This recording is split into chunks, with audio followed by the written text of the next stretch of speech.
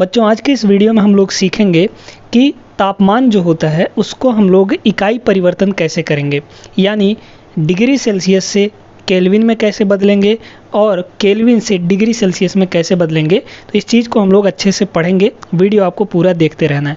आपके एग्ज़ाम्स में ऐसे सवाल पूछे जाते हैं, जैसे यहाँ पर एक प्रश्न लिया ही गया है, निम्नलिखित तापमानों को सेल्सियस इकाई में परिवर्तित करें, है ना। तो ये जो दोनों तापमान दिए गए हैं बच्चों, ये केल्विन में दिए गए हैं। के का मतलब होता है केल्विन, है ना।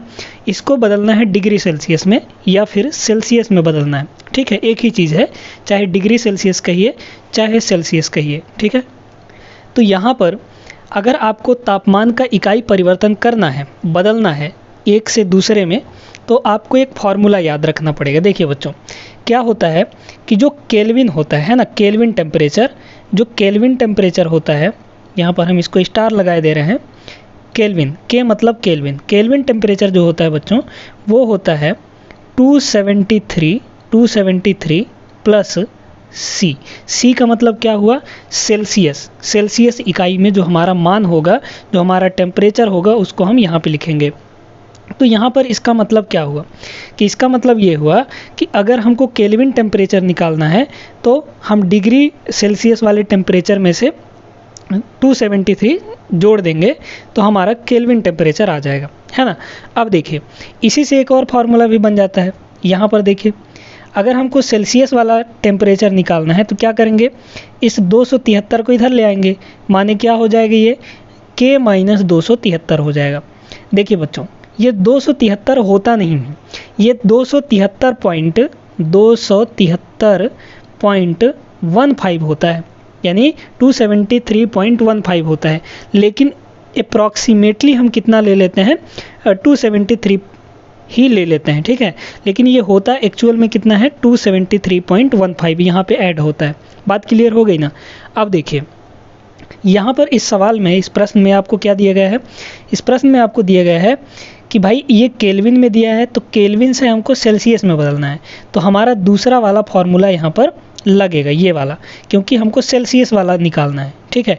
तो देखिए, यहाँ पर ए नंबर हम लोग देखते हैं तो कितना हो जाएगा बच्चों, देखिएगा, हमको डिग्री सेल्सियस वाला चाहिए तो C इक्वल टू के का मान कितना दिया है, केल्विन टेम्परेचर। यहाँ पर देखिए, यहाँ पर केल्विन टेम्परेचर आपका 300 केल्विन दिया है ना। तो कितना हो जाएगा, यहाँ पर के की जगह पर आप 300 रखेंगे, 300, और इसमें से कितना माइनस कर देंगे, 273। अब यहाँ पर जो C है वो कितना आ जाएगा, देख लीजिए, 300 में 273 घटाएंगे तो ये बच्चों आपका आ जाएगा 27, है ना, 27 डिग्री सेल्सियस, है ना, क्योंकि ये सेल्सियस टेम्परेचर है। तो पहले का उत्तर कितना हो जाएगा बच्चों, 27 डिग्री सेल्सियस। दूसरा देखिएगा, बी नंबर, है ना, बी नंबर देखिएगा। अभी हम आपको बताएंगे, अगला सवाल जो करवाएंगे उसमें आपको सेल्सियस से केल्विन में परिवर्तन करना बताएंगे, ठीक है। देखिएगा, यहाँ पर दूसरा वाला क्या है, 573। तो दूसरा वाला फार्मूला लगा दीजिए। दूसरा वाला फार्मूला क्या है, C इक्वल टू के माइनस 273, ठीक है। तो यहाँ पर देखिए, C इक्वल टू के का मान कितना है दूसरे के लिए, 573। तो यहाँ पर कितना हो जाएगा, के जगह पर 573, उसमें से हम लोग घटा देंगे 273, है ना। 573 में से 273 जाएगा तो ये आ जाएगा बच्चों आपका 300, और ये C है, मतलब ये डिग्री सेल्सियस में आ जाएगा, ठीक है। यानी दूसरे का उत्तर कितना आ गया हमारा, 300 डिग्री सेल्सियस। समझ में आ गया कैसे करना है। तो ये दोनों फार्मूला आपको ध्यान रखना है कि के बराबर, यानी केल्विन टेम्परेचर जो होता है वो 273 प्लस C होता है, यानी डिग्री सेल्सियस। यहाँ पर C का मतलब है सेल्सियस इकाई और के का मतलब है केल्विन इकाई, है ना, केल्विन।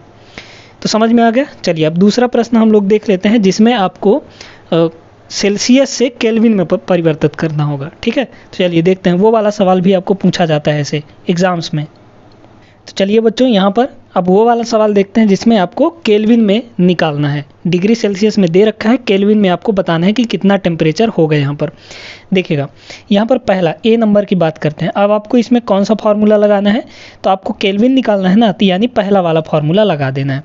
तो क्या है पहला वाला फार्मूला, के इक्वल टू 273 प्लस C, है ना। तो यहाँ से देखिएगा, के इक्वल टू कितना हो जाएगा, देखिए ये तो पहले से 273 है, 273 प्लस सी का मतलब क्या, डिग्री सेल्सियस में टेम्परेचर कितना दिया है 25, तो यहाँ पे सी के स्थान पर हम क्या रखेंगे 25 रखेंगे, ठीक है। अच्छा अब यहाँ से इनको दोनों को जोड़िए, तो 3 और 5 कितना हो जाएगा 8 हो जाएगा, फिर 7 और 2 9 और ये 2 हमारा, यानी 298 केल्विन, ठीक है। यानी पहले का उत्तर क्या आ जाएगा 298 केल्विन। समझ में आया।